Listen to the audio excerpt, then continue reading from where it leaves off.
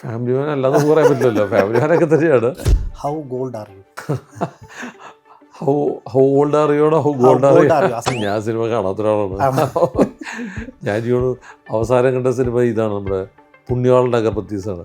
Customer need മാർക്കറ്റിൽ എവിടെയാണെന്നും identify ചെയ്തിട്ട് അത് അഡ്രസ്സ് ചെയ്യാനായിട്ട് ബ്രാൻഡ് ശ്രമിക്കുന്നത് തെറ്റൊന്നുമില്ല. ഈ ഇൻഡസ്ട്രിയിൽ ഞാൻ ചെയ്യുന്ന ഒരുപാട് വ്യത്യസ്തമായിട്ടുള്ള കാര്യങ്ങൾ ഇന്ന് പലരും ചെയ്യുന്നുണ്ട്. ഈ ബലൂൺ ഡെവലപ്മെൻറ്റ് ഇത് തന്നെയാണ്. അതായത് മെയിൻ ഹൈവേ അതിൽ നിന്ന് എക്സിറ്റ് വരുന്ന സ്ഥലങ്ങളിൽ ഡെവലപ്മെൻറ്റ്, നമ്മളൊരു ബിടെക് ഡിഗ്രി ഒക്കെ എടുത്ത് പുറത്ത് വരുന്നുണ്ടെങ്കിലും എങ്ങനെയാണ് ഒരു സൈറ്റിൽ ക്വാളിറ്റി പ്രൊഡക്റ്റ് ക്രിയേറ്റ് ചെയ്യേണ്ടത് എന്നുള്ളതിനുള്ള ട്രെയിനിങ് ഒന്നും ഒരാൾക്ക് ലഭിക്കുന്നില്ല. നമ്മൾ പണിയുന്നത് അൾട്ടിമേറ്റ് ഈസ് ഫോർ കസ്റ്റമർ. അപ്പോൾ കസ്റ്റമറുടെ താല്പര്യങ്ങൾ സംരക്ഷിക്കപ്പെടാത്തൊരു സ്ഥലത്ത് ഒരിക്കലും ആ ഇൻഡസ്ട്രി വളരും. കേരളത്തിലെ റിയൽ എസ്റ്റേറ്റ് മാർക്കറ്റിൽ വലിയ മാറ്റം വരും. അപ്പോൾ അവിടെ എന്ത് പറ്റി, അവിടെ കസ്റ്റമറുടെ കോൺഫിഡൻസ് ഇപ്പോൾ തിരിച്ചു കിട്ടി. ഈ സീയിങ് ദ പ്രൊഡക്റ്റ്, വെള്ളമുണ്ട്, വെളിച്ചമുണ്ട്.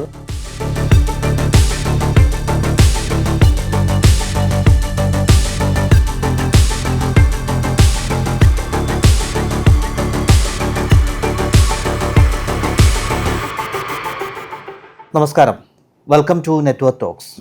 ഇന്ന് നമ്മോട് കൂടെയുള്ള വിശിഷ്ട വ്യക്തി ഒരു സക്സസ്ഫുൾ ബിസിനസ് പേഴ്സണാലിറ്റിയാണ്. കേരളത്തിലെ നമ്പർ 1 ബിൽഡറായ അസറ്റ് ഹോംസിൻ്റെ ഫൗണ്ടർ ആൻഡ് മാനേജിംഗ് ഡയറക്ടറായ മിസ്റ്റർ സുനിൽകുമാറാണ്. Sunilkumar sir, welcome to Network Talks. Thank U.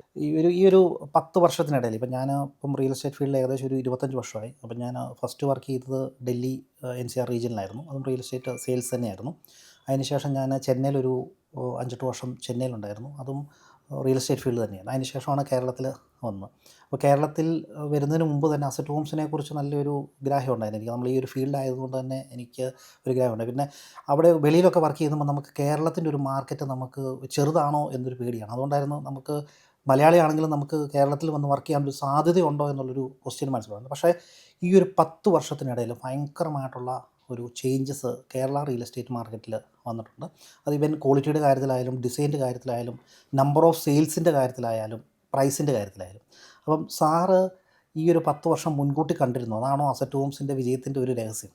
അങ്ങനെ പറയാൻ പറ്റി. 10 വർഷം എന്നുള്ളത് വളരെ ചെറിയ പീരീഡ് ആയിരിക്കും നമ്മളിത് പറയുകയാണെങ്കിൽ. മേ ബി നിങ്ങൾ ആ ഇൻട്രാക്ട് ചെയ്തേക്കുന്ന 10 വർഷമായിരിക്കാം നിങ്ങൾ പറയുന്ന 10 വർഷം ആയിരിക്കാം. പക്ഷേ ഈ കേരളത്തിലെ റിയൽ എസ്റ്റേറ്റ് രംഗവുമായിട്ട് എനിക്ക് 1991 മുതൽ എനിക്ക് ബന്ധമുണ്ട്. 1990 അന്നാണ് ഞാൻ എഞ്ചിനീയറിങ് കഴിയുന്നത്. അപ്പോൾ 93 ശരിക്കും പറഞ്ഞു കഴിഞ്ഞാൽ ഒരു അപ്പാർട്ട്മെൻറ്റ് പ്രൊജക്റ്റുമായിട്ട് ഞാൻ അസോസിയേറ്റ് ചെയ്യുന്നത് കൊച്ചിയിൽ. അതാണ് ഒരുപക്ഷെ ആദ്യമായിട്ട് ഞാൻ കാണുന്ന ഫ്ലാറ്റും പണിയുന്ന ഫ്ലാറ്റും 1993 93 എറണാകുളം ടൗണിൻ്റെ ഹൃദയഭാഗത്ത്, കരിക്കാമുറി എന്ന് പറഞ്ഞാൽ എറണാകുളം ടൗണിൻ്റെ ഹൃദയഭാഗം, ജോസ് ജംഗ്ഷനോട് വളരെ അടുത്തുള്ള സ്ഥലമാണ് അന്ന്. ആ സ്ഥലത്ത് അന്ന് ഫ്ലാറ്റ് വിറ്റിരുന്ന വില എന്ന് പറഞ്ഞാൽ 625 രൂപയാണ് സ്ക്വയർ ഫീറ്റിന്. 600 രൂപ 625 രൂപയാണ് ആ സമയത്ത് പെർ സ്ക്വയർ ഫീറ്റ് റേറ്റ് അന്നത്തെ കാലത്ത്. അന്ന് ഇന്ന് അതേ സ്ഥലത്ത് നമ്മൾ ഫ്ലാറ്റ് പണിത് വിൽക്കുകയാണെങ്കിൽ ഒരു 15,000 രൂപ റേറ്റാണ് കിട്ടും. അപ്പോൾ റിയൽ എസ്റ്റേറ്റ് രംഗത്ത് ആ ഒരു പീരീഡിൽ, അതായത് ഒരു 93 മുതൽ 2023 വരെയുള്ള പീരീഡ് എന്ന് പറയുന്ന ഒരു 30 ഇയേഴ്സ്, ആ 30 കൊല്ലത്തിനിടയ്ക്ക് റിയൽ എസ്റ്റേറ്റ് പ്രൈസിൽ എറണാകുളത്ത് വന്നിരിക്കുന്ന മാറ്റം എന്ന് പറഞ്ഞു കഴിഞ്ഞാൽ 600-ൽ നിന്ന് 15,000 അപ്പോൾ എത്ര ഇരട്ടിയായി? 14,000-ന് മേളിൽ, ഏകദേശം 30 തന്നെ ഇരട്ടിയായിരുന്നു. അപ്പോൾ ഓരോ വർഷവും ഇരട്ടിക്കുന്ന ഒരു രീതിയിലാണ് ശരിക്കും പറഞ്ഞാൽ റിയൽ എസ്റ്റേറ്റിൻ്റെ പ്രൈസ് കേരളത്തിൽ പോയിക്കൊണ്ടിരുന്നത്.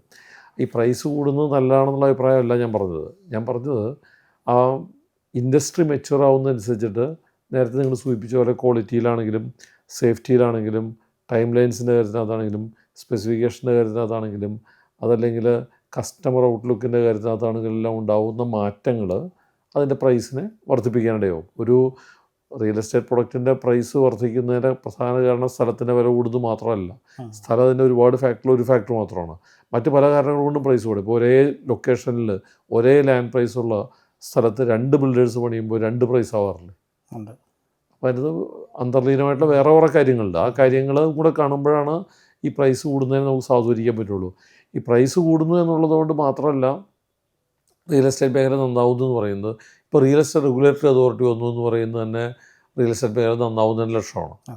കാരണം whenever an industry is regulated and controlled by proper mechanism and rules, കസ്റ്റമറുടെ ഇൻട്രസ്റ്റ് പ്രൊട്ടക്റ്റ് ചെയ്യപ്പെടും. അപ്പോൾ കസ്റ്റമറുടെ ഇൻട്രസ്റ്റുകൾ പ്രൊട്ടക്റ്റ് ചെയ്യപ്പെടുന്ന ഏത് ഇൻഡസ്ട്രിയിൽ നിന്നാവും?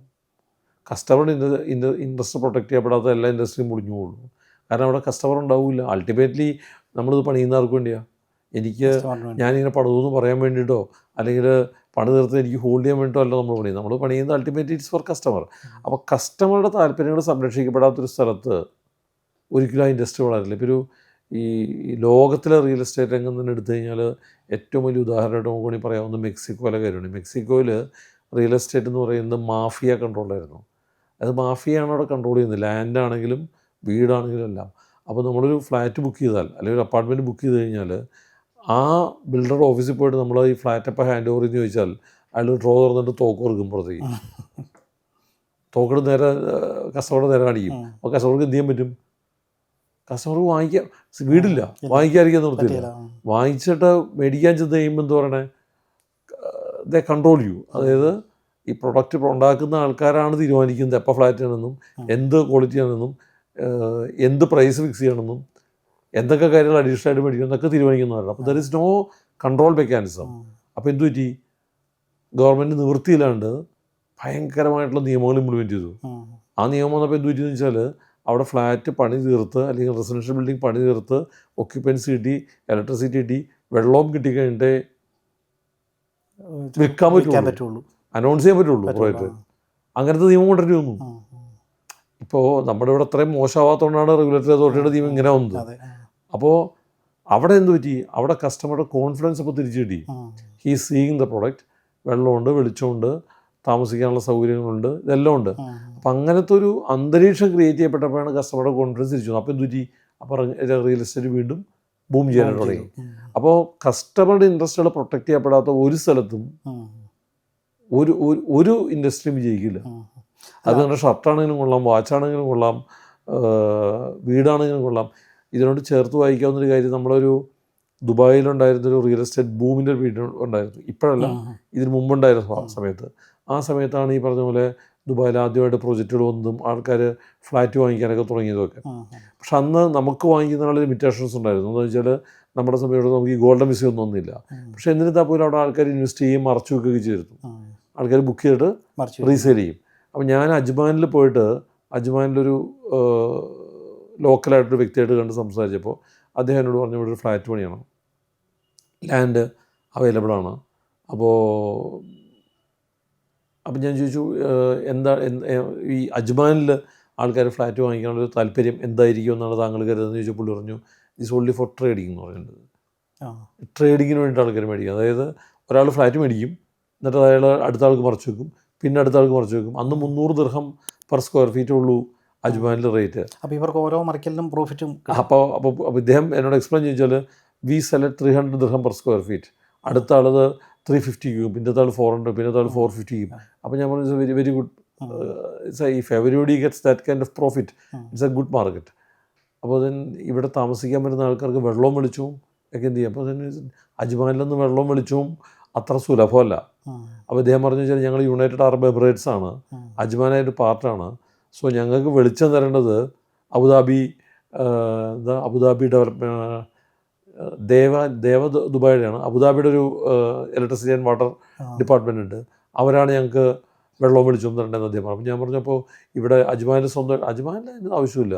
അപ്പോൾ ഞാൻ പറഞ്ഞു, ഇങ്ങനെ കസ്റ്റമർക്ക് അപ്പോൾ വെള്ളവും വെളിച്ചവും കിട്ടിയില്ലെങ്കിൽ what kind of assurance we can give? അപ്പോൾ ഇദ്ദേഹം പറഞ്ഞ മറുപടി, ഹൂ കെയേഴ്സ്? കസ്റ്റമർക്ക് വെള്ളം മേടിച്ചു തന്നെയാണ്. They buying this for not for living, they are buying this for trading. അപ്പോൾ ഇതിൻ്റെ അർത്ഥം എന്താ വെച്ചാൽ there is no end user എന്നുള്ളതാണ് പുള്ളി പറഞ്ഞു വരുന്നത്. ഇതൊരു മറിച്ച് വെക്കാൻ വേണ്ടി മാത്രമുള്ള ഒരു പ്രൊഡക്റ്റാണ് എന്നുള്ള പോലെ പറഞ്ഞപ്പോൾ നമ്മൾ ആ പ്രോഡക്റ്റ് ഒന്നും ചെയ്യാൻ പോയില്ല. നമ്മളെ പറഞ്ഞു സോറി പറഞ്ഞ് നമ്മൾ തിരിച്ചു വന്നു.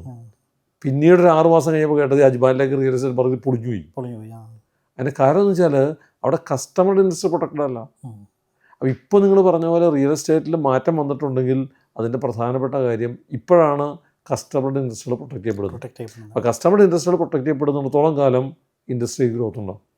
ഞാൻ ഇപ്പം സാറ് പറഞ്ഞതിനെ കണക്ട് ചെയ്തിട്ട് പറയാം. അപ്പം ഞാൻ ഒരു 20 വർഷം മുമ്പ് ഡൽഹിയിലൊക്കെ വർക്ക് ചെയ്തുകൊണ്ടിരുന്നപ്പം സാറിപ്പം മെക്സിക്കോയിൽ പറഞ്ഞില്ലേ, അതിൻ്റെ ഒരു ചെറിയൊരു അവിടെ ഉണ്ടായിരുന്നു. കാരണം അവിടെ വന്ന് മേടിക്കുന്ന ആൾക്കാരെന്ന് പറഞ്ഞാൽ ഒന്ന് കേരളത്തിൽ നിന്ന് അല്ലെങ്കിൽ കർണാടകത്തിൽ നിന്ന് സൗത്ത് ഇന്ത്യൻസ് ആയിരിക്കുമല്ലോ അവിടെ കൂടുതൽ മേടിക്കുന്നത്. അപ്പം അവിടെ ഒരു ബിൽഡറിൻ്റെ കയ്യിൽ ചെന്ന് കഴിഞ്ഞാൽ പേടിയാണ്. ആദ്യം ഭയങ്കര സന്തോഷവും സ്നേഹവും ഒക്കെ ആയിരിക്കും. അതിനുശേഷം എന്ന് വെച്ചാൽ സെയിൽസ് പേഴ്സൺ ആണെന്ന് പറഞ്ഞാൽ ആ രീതിയിലായിരിക്കും അവിടെ പെടുന്നത്. അവസാനം ക്വാളിറ്റി കൺസ്ട്രക്ഷൻ തീർത്തും മോശമായിരുന്നു ആ സമയത്ത് ഗുഡ്ഗാവ് ഡൽഹി ഏരിയയിലൊക്കെ. അപ്പം അവിടെ കസ്റ്റമർ മേടിച്ചിട്ട് കസ്റ്റമറിന് പിന്നെ പറയാനുള്ള ഒരു ധൈര്യമില്ല. അതും കൊണ്ടങ്ങ് സാറ്റിസ്ഫൈ ആകുവാണ്. ഇപ്പം അവിടെ കോമൺ ആയിട്ട് കാണുന്നതാണ് ഒരു സീപ്പേജ്. പക്ഷേ നമ്മുടെ ഇവിടെ കേരളത്തിലെ കൺസ്ട്രക്ഷൻ എന്ന് പറഞ്ഞു കഴിഞ്ഞാൽ ഈ മിക്കവാറും ഉള്ള എല്ലാ ബിൽഡേഴ്സിനും ക്വാളിറ്റി നല്ലതാണ്. പിന്നെ കസ്റ്റമറോടുള്ള ഇൻട്രാക്ഷൻ അതും ഭയങ്കര നല്ലൊരു ബന്ധമാണ് കസ്റ്റമേഴ്സുമായിട്ട്. കാരണം ഇവിടുത്തെ കസ്റ്റമർ എഡ്യൂക്കേറ്റഡ് ആണ്. ഇപ്പം എല്ലാവരും അഡ്വക്കേറ്റ് ആണെന്ന് പറഞ്ഞാൽ ഇവിടെ എല്ലാവർക്കും അസോസിയേഷൻ ഉണ്ടെന്ന് പറഞ്ഞാൽ കസ്റ്റമർ ഭയങ്കര ഒരു ഇതാണ്. ഈ സാർ നമ്മളിപ്പോൾ ഏകദേശം ഒരു 19 വർഷമായല്ലോ നമ്മൾ അസറ്റ് ഹോംസ് 120-ന് മുകളിൽ പ്രൊജക്ട്സ് ഉണ്ട്. അപ്പം സാറ് ഈ ഒരു ക്വാളിറ്റി, അതായത് അസറ്റ് ഹോംസിൻ്റെ ക്വാളിറ്റിയാണ് അസറ്റ് ഹോംസിൻ്റെ ഏറ്റവും വലിയൊരു സക്സസ് എന്ന് ഞാൻ വിശ്വസിക്കുന്നു. കാരണം ഏത് കസ്റ്റമറോട് പറഞ്ഞു കഴിഞ്ഞാലും കസ്റ്റമറുടെ ധൈര്യമായിട്ട് അസറ്റ് ഹോംസ് മേടിക്കാം. അല്ലെങ്കിൽ ആ ബ്രാൻഡ് വാല്യൂ അത്ര നിലനിർത്തുന്ന ഈ ഒരു ക്വാളിറ്റി ഇത്രയും വർഷമായിട്ട് സാർ മെയിൻറ്റെയിൻ ചെയ്തുകൊണ്ട് അതിനകത്ത് സാർ എന്താണ് ഒരു സ്പെഷ്യൽ സ്റ്റെപ്പായിട്ട് എടുത്തിരിക്കുന്നത്? ക്വാളിറ്റി എന്ന് പറയുന്നത് എനിക്ക് തോന്നുന്നു ഓരോ ദിവസവും ഇമ്പ്രൂവ് ചെയ്യേണ്ട ഒരു കാര്യമാണ്. നമ്മളൊരിക്കലും ഒരു ക്വാളിറ്റിയുടെ ഏറ്റവും പരമോന്നത പദത്തിലെത്തിയ ആൾക്കാരാണ് അസറ്റ് ഹോംസ് എന്ന് ഞാൻ പറയില്ല. കാരണം എന്ന് വെച്ചാൽ നമ്മൾ മൈന്യൂട്ട് ലെവലിലേക്ക് പോകുന്ന സമയത്ത്, മൈക്രോ ലെവലിലേക്ക് പോകുന്ന സമയത്ത് ഒരുപാട് കാര്യങ്ങൾ ഇപ്പോഴും ഇമ്പ്രൂവൈസേഷൻ ആവശ്യമായിട്ടുണ്ടെന്നുള്ളത് എനിക്ക് തന്നെ അറിയാം. അപ്പോൾ അത് എന്തുകൊണ്ടാണ് സംഭവിക്കുന്നത് വെച്ചാൽ നമ്മളുടെ ഇവിടുത്തെ എഞ്ചിനീയറിംഗ് പഠനമൊന്നും, ഇപ്പോൾ നമ്മളൊക്കെ പഠിച്ച എഞ്ചിനീയറിങ്ങിനകത്തൊന്നും ഒരു സ്ഥലത്തും ഇങ്ങനത്തെ ഒരു ക്വാളിറ്റി പ്രൊഡക്റ്റ് ഉണ്ടാക്കുന്നതിനെ പറ്റി പഠിപ്പിക്കുന്നില്ല. ഞങ്ങൾ ഒരുപാട് തിയറി പഠിക്കുന്നുണ്ട്, ഒരുപാട് കുറേ ലാബുകളിൽ വർക്ക് ചെയ്യുന്നുണ്ട്, നമ്മളൊരു ബിടെക് ഡിഗ്രിയൊക്കെ എടുത്ത് പുറത്തു വരുന്നുണ്ടെങ്കിലും എങ്ങനെയാണ് ഒരു സൈറ്റിൽ കോളിറ്റി പ്രൊഡക്റ്റ് ക്രിയേറ്റ് ചെയ്യേണ്ടത് എന്നുള്ളതിനുള്ള ട്രെയിനിങ്ങൊന്നും ഒരാൾക്ക് ലഭിക്കുന്നില്ല. നമുക്കിന്നിവിടെ ലഭിച്ചുകൊണ്ടിരിക്കുന്ന എഞ്ചിനീയറിംഗ് വൈദഗ്ധ്യത്തിനകത്ത് സംഭവിച്ചുകൊണ്ടിരിക്കുന്ന ഏറ്റവും വലിയ പ്രശ്നം അവർക്ക് ആ ഒരു സ്കിൽ ഡെവലപ്മെൻറ്റ് അവർക്ക് കിട്ടിയിട്ടില്ല. നമ്മുടെ വർക്കേഴ്സിന് ആ സ്കിൽ ഡെവലപ്മെൻറ്റ് കിട്ടിയിട്ടില്ല. ഒരു ജോലിയും കിട്ടാത്ത ആൾക്കാരുടെ പെയിൻ്റ് അടിക്കാൻ വരുന്നത്, ഒരു ജോലിയും കിട്ടാത്ത ആൾക്കാരാണ് മരപ്പണിക്ക് വരുന്നത്, ഒരു ജോലിയും കിട്ടാത്ത ആൾക്കാരാണ് പ്ലംബിങ്ങിന് വരുന്നത്. അപ്പം ഞങ്ങൾ ഇവിടെ ആൾക്കാരുടെ സ്കിൽ ഡെവലപ്മെൻറ്റിന് വേണ്ടിയിട്ട് കേരളത്തിൽ ഇൻസ്റ്റിറ്റ്യൂട്ട് തുടങ്ങിയ ആൾക്കാർ, പക്ഷേ ദൗർഭാഗ്യം എന്ന് പറഞ്ഞിട്ട് ഇവിടെ പഠിക്കാനായിട്ട് ആളെ കിട്ടിയില്ല ഞങ്ങൾക്ക്. കാരണം മലയാളിക്ക് ടൈല് വിരിക്കാനോ അല്ലെങ്കിൽ പെയിൻ്റ് അടിക്കാനോ അല്ലെങ്കിൽ കാർപ്പൻ്റർ വർക്ക് ചെയ്യാനോ പ്ലംബർ ആവാനോ താല്പര്യമില്ല. അപ്പോൾ അത് മേ ബി നമ്മൾ പറയുമായിരിക്കും നമ്മൾ അതിനെക്കാട്ടും വലിയ ജോലി ചെയ്യുന്ന ആൾക്കാരെ ചിലപ്പോൾ നമ്മൾ പറയുമായിരിക്കും. പക്ഷേ അൾട്ടിമേറ്റ്ലി ഒരു സ്കിൽ സെറ്റ് യൂസ് ചെയ്യപ്പെടുന്ന ജോബുകൾ ചെയ്യാനായിട്ട് നല്ല ആൾക്കാരെ കിട്ടാൻ ബുദ്ധിമുട്ടുള്ള സ്ഥലമാണ് കേരളം. അപ്പം അങ്ങനെയൊരു സ്ഥലത്ത് നമ്മൾ ക്വാളിറ്റി ക്രിയേറ്റ് ചെയ്യണം എന്നുണ്ടെങ്കിൽ നമ്മുടെ പ്രോസസ്സുകൾ കറക്റ്റ് കൊണ്ടിരിക്കണം. ഇപ്പോൾ ഒരു ടൈല് വിരിക്കാനായിട്ട് പ്രോസസ്സ് ഉണ്ടെങ്കിൽ ആ പ്രോസസ്സ് എപ്പോഴും ഒരു ഇൻട്രോസ്പെക്ഷന് വിധേയമായിക്കൊണ്ടിരിക്കണം. നമ്മൾ തന്നെ അതിനെ നോക്കിക്കൊണ്ടിരിക്കണം. ഇന്നത്തെ കാലത്തിൽ മാറ്റം വരുത്തേണ്ട ആവശ്യമുണ്ടോ, പുതിയ പ്രൊഡക്റ്റ് വരുമ്പോൾ വ്യത്യാസം വരുത്തേണ്ട ആവശ്യമുണ്ടോ, അല്ലെങ്കിൽ കൂടുതൽ ട്രെയിനിങ് കൊടുക്കേണ്ട ആവശ്യം. ഇതിങ്ങനെ ഒരു കണ്ടിന്യൂസ് ഒരു നമ്മുടെ ഒരു കൾച്ചറിൻ്റെ ഭാഗമായിട്ട്, നമ്മുടെ ഹാബിറ്റിൻ്റെ ഭാഗമായിട്ടൊക്കെ നമ്മൾ കൊണ്ടുനടക്കാൻ പറ്റുകയാണെങ്കിൽ മാത്രമേ നമുക്ക് ക്വാളിറ്റി കീപ്പ് ചെയ്യാൻ പറ്റുള്ളൂ. ക്വാളിറ്റി മാത്രമല്ല പ്രധാനപ്പെട്ട കാര്യം, 4 പ്രധാനപ്പെട്ട കാര്യങ്ങളുണ്ടെന്ന് ഞാൻ വിശ്വസിക്കുന്നു. 1 ക്വാളിറ്റി, അതിൽ യാതൊരു കോംപ്രമൈസും പാടില്ല. 2 സേഫ്റ്റി. ഈ വർക്ക് ചെയ്തുകൊണ്ടിരിക്കുന്ന ആൾക്കാരുടെ സേഫ്റ്റി പോലെ തന്നെ പ്രധാനമാണ് വർക്ക് നടക്കുന്ന സൈറ്റിൻ്റെ ചുറ്റുവട്ടത്തുള്ള ആൾക്കാരുടെ സേഫ്റ്റി കൺസ്ട്രക്ഷൻ്റെ പീരിയഡിൽ. ഇനി ഇതെല്ലാം കഴിഞ്ഞ് ഉണ്ടാക്കി വയ്ക്കുന്ന പ്രൊഡക്റ്റിനകത്ത് താമസിക്കാൻ വരുന്ന ആൾക്കാരുടെ സേഫ്റ്റി വളരെ ഇമ്പോർട്ടൻ്റ് ആണ്. അപ്പോൾ അവിടെ താമസിക്കാൻ വരുന്ന ആൾക്കാർ വളരെ സേഫായിട്ടുള്ള എൻവയോൺമെൻറ്റിൽ അവിടെ ജീവിക്കാൻ പറ്റണം എന്നുണ്ടെങ്കിൽ ആ സേഫ്റ്റി ആസ്പെക്ട്സിന് വലിയ ഇമ്പോർട്ടൻസ് കൊടുക്കാറുണ്ട്. 3ാമത്തെ പ്രധാനപ്പെട്ട കാര്യമാണ് ടൈം. ഒരു ടൈമാണ് ശരിക്കും മണി. ടൈം മാറിപ്പോയി കഴിഞ്ഞാൽ, അതായത് നമ്മൾ ഇന്ന് കൊടുക്കാമെന്ന് പറഞ്ഞ പ്രോജക്റ്റ് ഒരു മാസം കഴിഞ്ഞിട്ട് കൊടുത്തു എന്ന് പറയുമ്പോൾ definitely there is a big loss for the customer. കസ്റ്റമർക്ക് വലിയ ലോസ് ഉണ്ട്. അപ്പോൾ ടൈമിനെ പറ്റി കസ്റ്റമർ വളരെ കൺസേൺ ആണ്.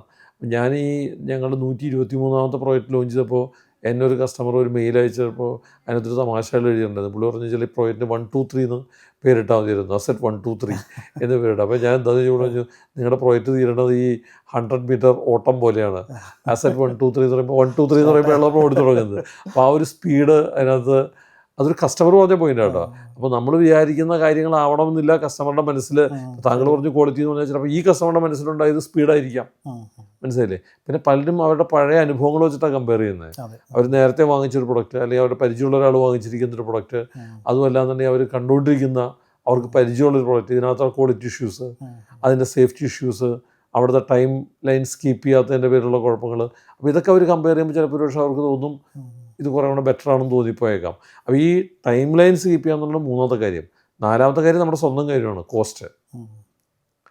ഇപ്പോൾ കുറേ കൂടിപ്പോയി കഴിഞ്ഞാൽ കൺസ്ട്രക്ഷൻ കോസ്റ്റ് നമ്മുടെ കൺട്രോളിൽ നിന്നില്ലെങ്കിൽ കസ്റ്റമർക്കൊന്നും സംഭവിക്കാനില്ല.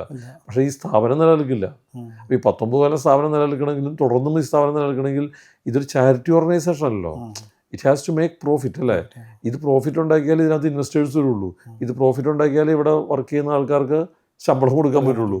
ഇത് പ്രോഫിറ്റ് ഉണ്ടാക്കിയാലേ ഇതിനുവേണ്ടി പ്രവർത്തിക്കുന്ന ബാക്കിയുള്ള കൺസൾട്ടൻസ് ഇതുമായിട്ട് ബന്ധപ്പെട്ട് ഒരുപാട് ആൾക്കാരില്ലേ, അവർക്കെല്ലാം പേ ചെയ്യാൻ പറ്റുള്ളൂ. അപ്പോൾ പ്രോഫിറ്റ് ഉണ്ടാക്കുക എന്നുള്ളതും വളരെ പ്രധാനപ്പെട്ട കാര്യമാണ്. അപ്പോൾ ഈ 4 ആസ്പെക്ട്സിനകത്തും കോംപ്രമൈസ് ചെയ്ത് കഴിഞ്ഞാൽ ഒരു ബ്രാൻഡ് നിലനിൽക്കില്ല. അപ്പോൾ ബ്രാൻഡ് നിലനിൽത്ത് പോകുന്നുണ്ടെങ്കിൽ, ബ്രാൻഡ് വളരുന്നുണ്ടെങ്കിൽ പ്രധാന കാരണം നിർമ്മാണ രംഗത്ത് ഈ 4 ആസ്പെക്റ്റുകളെ നമ്മൾ ശ്രദ്ധിക്കുന്നുണ്ടെന്നുള്ളതാണ്. ഏറ്റവും പ്രധാനപ്പെട്ട പുറത്തുള്ള ആസ്പെക്റ്റ്, ഈ നിർമ്മാണവുമായിട്ട് ബന്ധപ്പെട്ട് നമ്മൾ ഈ പറഞ്ഞ കാര്യങ്ങളെല്ലാം ഡയറക്റ്റ്ലി റിലേറ്റഡ് ടു കൺസ്ട്രക്ഷനാണ്. അത് തൊട്ട് പുറത്ത് നിൽക്കുന്ന കാര്യമാണ് കസ്റ്റമർ. അപ്പോൾ 2 ആൾക്കാരുള്ളത്, ഒന്ന് കസ്റ്റമേഴ്സും ഒന്ന് കസ്റ്റമേഴ്സിനെ സർവീസ് ചെയ്യുന്നവരും. കസ്റ്റമേഴ്സിനെ സർവീസ് ചെയ്യുന്നവരാണ് നമ്മുടെ എംപ്ലോയീസ് അല്ലെങ്കിൽ നമ്മുടെ ടീം മെമ്പേഴ്സ്. അപ്പോൾ ഒരു കോയിൻ്റെ 2 സൈഡായി. ഈ 2 പേരും സാറ്റിസ്ഫൈഡ് ഒരു സാറ്റിസ്ഫൈഡ് ആയിട്ടുള്ള എംപ്ലോയിക്ക് സാറ്റിസ്ഫൈഡ് ആയിട്ടുള്ള കസ്റ്റമർ ഉണ്ടാക്കാൻ പറ്റുള്ളൂ. അപ്പോൾ സാറ്റിസ്ഫാക്ഷൻ 2 സൈഡിലും വേണം. ആ 2 സൈഡിൽ സാറ്റിസ്ഫാക്ഷൻ ക്രിയേറ്റ് ചെയ്യാനായിട്ടുള്ള പ്രവർത്തനങ്ങൾ നടത്തുകയാണെന്നുണ്ടെങ്കിൽ ആ ബ്രാൻഡ് വളർന്നുകൊണ്ടിരിക്കുന്നുള്ളതാണ് നമ്മുടെ ചെറിയ അനുഭവം തോന്നിക്കുന്നത്. ഇപ്പം ഈ ടീമിൻ്റെ കാര്യം പറഞ്ഞുകൊണ്ടും സാറ് ഈ ആദ്യം ഈ വർക്കേഴ്സിൻ്റെ കാര്യം പറഞ്ഞുകൊണ്ടും ഞാൻ ഒരു കാര്യം ജസ്റ്റ് നമ്മുടെ ഇതിനായിട്ട് കുറച്ച് പുറത്തുള്ളൊരു ക്വസ്റ്റ്യനാണ്. ഈ ഇപ്പോഴത്തെ ഒരു ജനറേഷൻ, സാറിപ്പം ഈ 19 വർഷമായിട്ട് ഈ ഒരു ഫീൽഡിൽ തന്നെയാണ്. അപ്പം കുറേ എംപ്ലോയീസ് അല്ലെങ്കിൽ കുറേ സ്റ്റാഫ് വന്നു പോയിട്ടുണ്ട്. അപ്പം ഞങ്ങൾ കണ്ട ഒരു ഡിഫറൻസ് എന്ന് പറഞ്ഞു കഴിഞ്ഞാൽ, ഇപ്പം ഞാൻ വർക്ക് ചെയ്യുന്ന സമയത്ത് എന്ന് പറഞ്ഞാൽ നമ്മൾക്ക് ചലഞ്ചസ് എടുക്കാനായിട്ട് ഭയങ്കര നമുക്ക് അതിനുള്ളൊരു എനർജി ഉണ്ടായിരുന്നു. പക്ഷേ ഇപ്പോഴത്തെ ഒരു ജനറേഷൻ ഞാൻ കണ്ടിരിക്കുന്നത് എന്നാന്ന് വെച്ച് കഴിഞ്ഞാൽ, അവർക്ക് പെട്ടെന്ന് ഡിസ്പാവും. അവർ ഒരു ചലഞ്ച് എടുക്കാനോ അല്ലെങ്കിൽ അങ്ങനെ ഒരു ഇതില്ല, പെട്ടെന്ന് ജോലി മാറുക, അങ്ങനെ ഒരു ഇത് ഞാൻ കണ്ടുവരുന്നുണ്ട്. അപ്പോൾ സാറിന് അതിനകത്ത് എന്താണ് അവർക്കൊരു മോട്ടിവേഷനായിട്ടോ അല്ലെങ്കിൽ ആ ഒരു എന്തെങ്കിലും ഒരു മെസ്സേജായിട്ടോ കൊടുക്കാൻ പറ്റുന്നൊരു സംഭവം? ഈ ജോലി മാറിപ്പോകുന്നത് തെറ്റണമെന്ന് കരുതുന്ന ആളൊന്നുമല്ല ഞാൻ. കാരണം ചില ആൾക്കാരുടെ ബാഡ് കഴിഞ്ഞാൽ 6 മാസത്തിൽ കൂടുതൽ നിൽക്കാത്ത ആൾക്കാരുണ്ട്. ഒരു സ്ഥലത്തും 6 മാസത്തിൽ കൂടുതൽ നിൽക്കുക, 20 കൊല്ലത്തെ എക്സ്പീരിയൻസിനിടയ്ക്ക് 20 സ്ഥലത്തൊക്കെ വർക്ക് ചെയ്ത ആൾക്കാരൊക്കെ ഉണ്ടാവും. അതൊരു തെറ്റാണെന്നൊന്നും ഞാൻ പറയുന്നില്ല കേട്ടോ. ഒരു ബ്രാൻഡ് ലോയൽറ്റി ഉണ്ടാവണമെന്നോ അവിടെ തന്നെ നിലനിൽക്കണമെന്നോ. അൾട്ടിമേറ്റ്ലി അയാളുടെ കരിയർ അയാളുടെ മാത്രം കരിയറാണ്. ഒരു എംപ്ലോയിയെ സംബന്ധിച്ചിടത്തോളം അല്ലെങ്കിൽ ഒരു വ്യക്തിയെ സംബന്ധിച്ചിടത്തോളം ഓരോരുത്തരുടെയും കരിയർ അവരുടെ മാത്രം കരിയറാണ്. അപ്പോൾ ആ കരിയറിനകത്ത് ഇമ്പ്രൂവൈസേഷന് വേണ്ടിയിട്ടോ അതിൻ്റെ മാറ്റത്തിന് വേണ്ടിയിട്ടോ അല്ലെങ്കിൽ ബെറ്റർമെൻറ്റിന് വേണ്ടിയിട്ടോ അവർ മാറ്റങ്ങൾ വരുത്തുന്നതൊന്നും തെറ്റൊന്നുണ്ടെന്ന് എനിക്ക് തോന്നുന്നില്ല. പക്ഷേ ഇതിനകത്തൊരു പ്രോബ്ലമായിട്ട് നമുക്ക് കാണാവുന്ന കാര്യം എന്ന് വെച്ചാൽ, അങ്ങനെ ആൾക്കാർ സ്ഥിരമായിട്ട് ഒരേ സ്ഥാപനത്തിൽ നിന്ന് പോകുന്നുണ്ടെങ്കിൽ, ഇപ്പോൾ ഒരു സ്ഥാപനത്തിൽ നിന്ന് സ്ഥിരമായിട്ട് ആൾക്കാർ പോയിക്കൊണ്ടേയിരിക്കുന്നുണ്ടെന്ന് പറയുകയാണെങ്കിൽ അവിടെ എന്തോ കറക്ഷൻ ആവശ്യമുണ്ടെന്ന് നമുക്ക് ഊഹിക്കേണ്ടതായിട്ട്. കാരണം എല്ലാവർക്കും എപ്പോഴും വിട്ടുപോകാനായിട്ട് സ്ഥാപനത്തിന് തോന്നേണ്ട ആവശ്യമില്ലല്ലോ. Then that portion or that department requires some sort of correction എന്നുള്ളത് നമുക്ക് മനസ്സിലാക്കാനായിട്ട് പറ്റണം എന്നുള്ളതാണ്. പിന്നെ ഈ ചലഞ്ച് എടുക്കുന്ന കാര്യത്തിനകത്ത് ഇപ്പോഴത്തെ കാലത്തും ചലഞ്ച് എടുക്കുന്ന ഒരുപാട് പേരുണ്ട്. ഒരുപാട് ഞാൻ ചോദിച്ചത് അതല്ല, ചലഞ്ച് എടുക്കുന്നുണ്ട്, അങ്ങനത്തെ ആൾക്കാരും ഉണ്ട്. ഞാൻ പറഞ്ഞത് പണ്ടത്തെ ഒരു 10 വർഷം മുമ്പുള്ള ഒരു ഗ്രൂപ്പ് ഓഫ് ടീം മെമ്പേഴ്സും ഇപ്പോഴത്തെ ഒരു ഇതുമായിട്ടുള്ള ഒരു വ്യത്യാസം എന്തെങ്കിലും സാറിന് അങ്ങനെ അനുഭവപ്പെട്ടതായിട്ട്? ഞാൻ പറയട്ടെ, ഈ ഓൺട്രപ്രണറിയൽ ചലഞ്ചും പ്രൊഫഷണൽ ചലഞ്ചും രണ്ടാണ്. ഈ പ്രൊഫഷണൽ ചലഞ്ച് അവർ ചിലപ്പോൾ എടുക്കുന്നുണ്ടാവും. നമ്മളതിനെ ഓൺട്രപ്രണറിയൽ ചലഞ്ചായിട്ട് കണക്കാക്കുക. അങ്ങനെയാണെങ്കിൽ അവരൊക്കെ ഓൺട്രപ്രണേഴ്സായി പോകില്ലേ? അവരങ്ങനത്തെ രണ്ട് ലെവലിലുള്ള കാര്യങ്ങളത്. പിന്നെ ഒരു വ്യത്യാസം എന്ന് വെച്ചാൽ, 10 കൊല്ലം മുമ്പുള്ള ടെക്നോളജി അല്ലല്ലോ ഇപ്പോഴത്തെ ടെക്നോളജി. നിങ്ങൾ എന്ത് ചെയ്യുന്നതും ടെക്നോളജിയുടെ അസിസ്റ്റൻസോടെയാണ്. ഇനി ഞാൻ പറയാം, ഒരു 5 കൊല്ലം കഴിഞ്ഞ ഒരു കുട്ടിയെടുത്ത് നിങ്ങൾ 5+5 എത്രയാണെന്ന് വെച്ചാൽ അയാൾ കാൽക്കുലേറ്റർ കുത്തി നോക്കും. 5+5 10 പറയാൻ ചിലപ്പോൾ അവർക്ക് പറ്റില്ല. കാരണം he don't have to study that. അയാൾ എന്തിനാണ് പഠിക്കുന്നത്? അയാൾക്കത് പഠിക്കേണ്ട ആവശ്യമില്ല. അപ്പോൾ അവിടെ പ്രശ്നം എന്താണെന്ന് വെച്ചാൽ, നമ്മുടെ ഓഫീസിൽ ഇപ്പോൾ ഒരാൾ സ്ക്വയർ ഫീറ്റ് റേറ്റ് നമ്മുടെ ഭാഷയിൽ പറയുകയാണെങ്കിൽ 1000 സ്ക്വയർ ഫീറ്റിൻ്റെ ഫ്ലാറ്റിന് 8,000 റുപ്പീസ് വെച്ചിട്ട് 80 ലക്ഷമാണോ 8 ലക്ഷമാണോ 80,000 ആണോ എന്ന് മനസ്സിൽ കണക്കൂട്ടാൻ ചിലപ്പോൾ അവർക്ക് പറ്റില്ല. അവർക്കത് ഗുണിച്ച് നോക്കിയിട്ട് എണ്ണി നോക്കേണ്ടി വരും കാൽക്കുലേറ്റർ. അപ്പോൾ ഈ ചൈനയിൽ പോകുമ്പോൾ കണ്ടല്ലോ, അവർ കാൽക്കുലേറ്റർ കാണിച്ചു തരിക, പ്രൈസ് കാൽക്കുലേറ്റർ അവർ കുത്തിയിട്ടിങ്ങനെ കാണിച്ചു തരിക ചെയ്യുക. അതുപോലെ ആവും ചിലപ്പോൾ. ശരി. അപ്പം നമ്മൾ ടെക്നോളജി മാറിയതിൻ്റെ പ്രശ്നമുണ്ട്. അതുകൊണ്ടാണ് 10 കൊല്ലം മുമ്പ് നിങ്ങൾ കൂടുതൽ വർക്ക് ചെയ്യേണ്ടി വന്നു. അതെ, അല്ല ഞാനപ്പം ശരിയാണ്. ഞാനൊക്കെ പഠിച്ച സമയത്ത് ശരിക്കും പറഞ്ഞാൽ എന്തായാലും ഫോർമുലാസ് കാണാതെ പഠിച്ചു. ഇപ്പോഴത്തെ പിള്ളേർക്ക് ഫോർമുലാസ് കാണാൻ പഠിക്കേണ്ട ആവശ്യമില്ല. അപ്പം സിസ്റ്റം അറിഞ്ഞാൽ മതി. അതാണ് ആ സിസ്റ്റം നോക്കുകയാണ്. ഇപ്പം പണ്ട് എക്സാം എഴുതുമ്പോഴത്തേന് പുസ്തകം മതി, ഇപ്പം പുസ്തകം കൊണ്ട് പോയി എക്സാം എഴുതാം.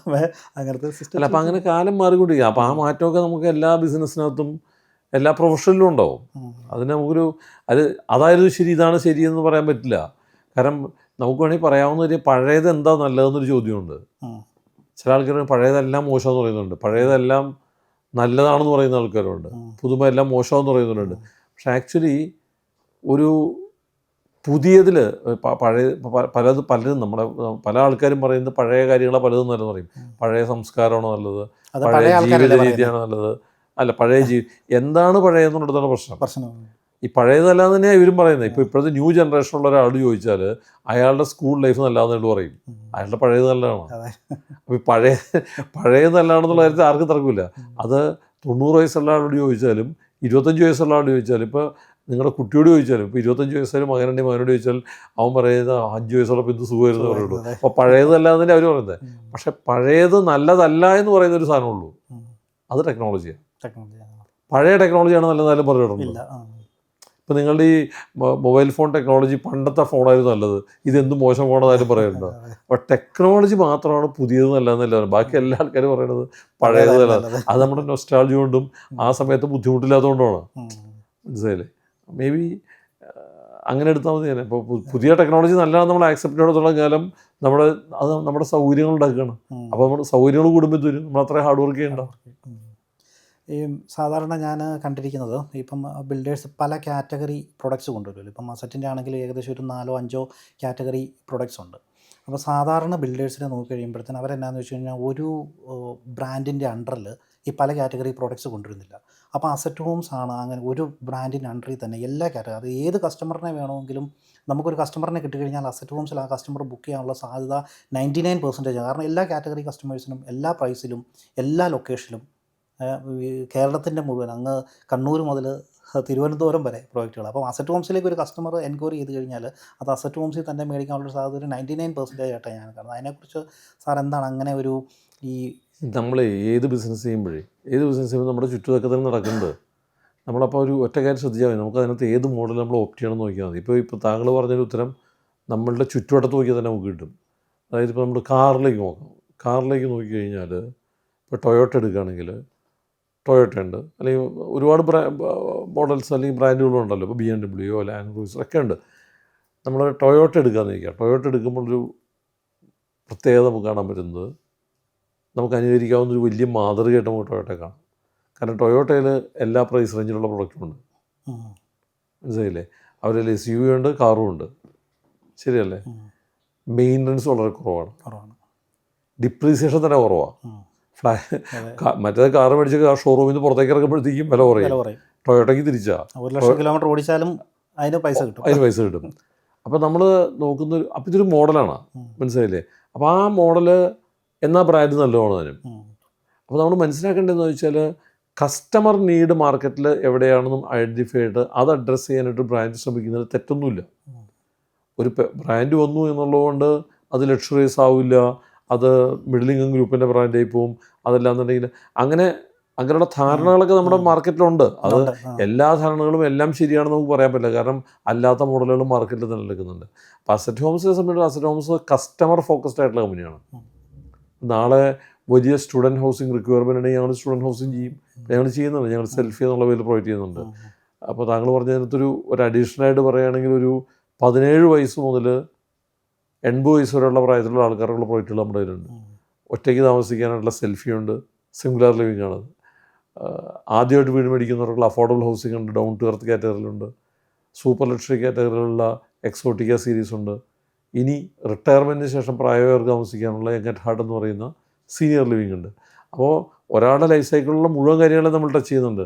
അത് ചെയ്യുന്നതിൽ എന്താ തെറ്റുള്ളത്? അത് ചെയ്യുന്ന തെറ്റുള്ളതായിട്ടൊന്നുമില്ല. അത് ഒരു കാര്യം മാത്രം ചെയ്യുന്നവർ എന്തായാലും അതിനകത്ത് സ്പെഷ്യലൈസ്ഡ് ഒന്നും ആയിരിക്കില്ല. കാരണം ഈ ഇൻഡസ്ട്രിയിൽ ഞാൻ ചെയ്യുന്ന ഒരുപാട് വ്യത്യസ്തമായിട്ടുള്ള കാര്യങ്ങൾ ഇന്ന് പലരും ചെയ്യുന്നുണ്ട്. അസറ്റ് ഹോംസ് കൊണ്ടുവന്ന ഒരുപാട് പുതിയ ഇന്നോവേഷൻസ് ഇന്ന് മാർക്കറ്റിൽ പലരും അഡോപ്റ്റ് ചെയ്യാറുണ്ട്. അതിൻ്റെ കാരണം എന്ന് വെച്ചാൽ കസ്റ്റമേഴ്സ് അവരോട് ചോദിക്കുന്നുണ്ട്. പല ബിൽഡർമാരുടെ അടുത്തും പോയിട്ട് കസ്റ്റമേഴ്സ് ചോദിക്കുന്നുണ്ട്, നിങ്ങൾക്ക് മറ്റേ 25 കൊല്ലത്തെ ഇൻഷുറൻസ് തരാമോ എന്ന് ചോദിക്കുമ്പോൾ മറുപടി ഇല്ലാത്തതുകൊണ്ട് പലരും ഇപ്പോൾ ഇൻഷുറൻസ് കൊടുത്തു തുടങ്ങിയിട്ടുണ്ട്. ഇന്ത്യയിൽ ആദ്യമായിട്ട് 25 കൊല്ലത്തെ പ്രൊഡക്റ്റ് ഇൻഷുറൻസ് കൊടുത്തത് ഞങ്ങളാണ്. ഇപ്പോൾ ഞങ്ങൾ സെൽഫി അപ്പാർട്ട്മെൻറ്റ്സ് ക്രിയേറ്റ് ചെയ്തു. 96 സ്ക്വയർ ഫീറ്റ് ഫ്ലാറ്റ് കൊണ്ടു കഴിഞ്ഞപ്പോൾ ചില ബിൽഡർമാരുടെ ഓഫീസിൽ എൻക്വയറി എന്ന് പറയണേ, നിങ്ങളുടെ സെൽഫി ഉണ്ടോ എന്ന് ചോദിച്ചിട്ട്. അപ്പോൾ സെൽഫി എന്ന് പറയുന്ന ഒരു പണ്ട് മറ്റേ സ്പാർട്ടക് ടൈൽ ഉണ്ടോയെന്ന് എന്താ പറയുക ബെല്ലിൻ്റെ കടയിൽ പോയി ചോദിച്ചു എന്നൊരു കഥയുണ്ട്. അതായത് സ്പാർട്ടക് ഈസ് ഓൺലി ബ്രാൻഡ്, മനസ്സിലായില്ലേ? അപ്പം സെറാമിക് ടൈലാണ് ചോദിക്കുന്നത്. അപ്പോൾ ബെല്ലിൻ്റെ ഷോറൂം പോയിട്ട് നിങ്ങളുടെ സ്പാർട്ടക് ടൈൽ ഉണ്ടോ എന്ന് ചോദിക്കുന്നൊരവസ്ഥയാണ്.